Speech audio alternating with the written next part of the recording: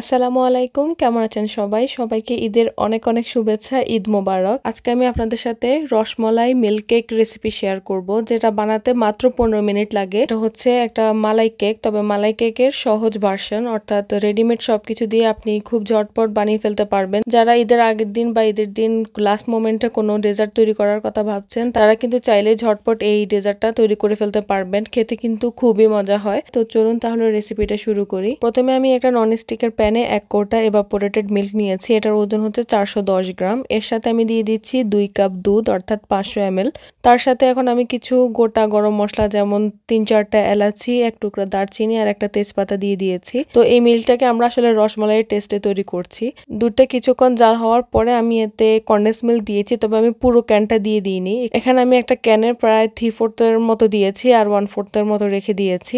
এখন আমি দুধটাকে জ্বালিয়ে কিছুক্ষণ রিডিউস করে নিব। খুব বেশি জাল করতে হবে না, যেহেতু আমরা এখানে এভাপোরেটেড মিল্কটা ইউজ করেছি। 10-15 মিনিট জাল করলেই হয়ে যাবে। তারপর আমি গোটা গরম মশলাগুলোকে তুলে ফেলে দিব। এখানে আমি 2টা মেডিরা কেক নিয়েছি। কেকগুলোর ওজন হয়েছিল 350 গ্রামের মতো করে।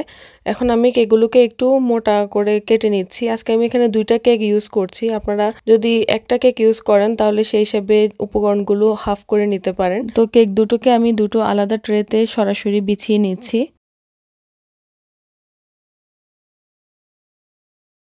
তারপর এখানে আমি মালাইটা দিয়ে দিচ্ছি। এই মালাইটাকে আমি কুসুম গরম করে তারপরে ব্যবহার করছি। তো সম্পূর্ণ মালাইটাকে একসাথে না দিয়ে এরকম আস্তে আস্তে দিতে হবে। প্রথম ব্যাচ দেওয়ার পরে যখন সোক করে নিবে তখন উপরে আরেকটা লেয়ার দিয়ে দিব।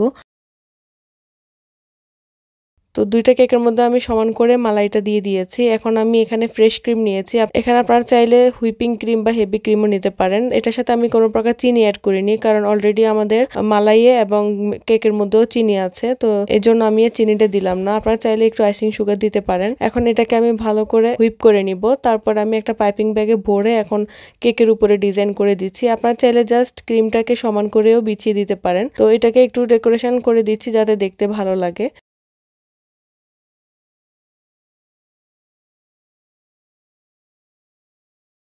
তারপরে আমি এখানে কিছু বাদাম কুচি দিয়ে দিচ্ছি। আমি এখানে কাঠবাদাম আর পেস্তা বাদাম কুচি করে দিয়েছি। তারপরে এখন আমি কিছু রোজ পেটাল দিয়ে দিচ্ছি। রোজ পেটাল দিলে আসলে খুবই সুন্দর একটা শাহী লুক আসে।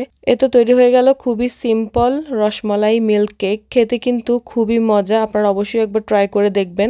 আপনারা কিন্তু চাইলে রেডিমেড স্পঞ্জ কেক কিনে এনেও করতে পারেন। যারা দেশের বাইরে থাকেন, সুপার মার্কেটে এগুলো খুবই ইজিলি পাওয়া যায়। এই ধরনের রসমালাই কেক আপনারা কিন্তু বড় বড় পার্টিতে তৈরি করতে পারেন। সময় বাঁচাতে রেডিমেড মেডিরা কেক বা স্পঞ্জ কেক কিনে এনে তৈরি করে ফেলতে পারবেন। আশা করছি আজকের এই রেসিপিটা আপনাদের কাছে ভালো লেগেছে। ভালো লাগলে একটা লাইক এবং কমেন্ট করে দিবেন। সবাই অনেক অনেক ভালো থাকবেন। আবারও ঈদের অনেক শুভেচ্ছা জানিয়ে বিদায় নিচ্ছি। আসসালামু আলাইকুম। ঈদ মোবারক।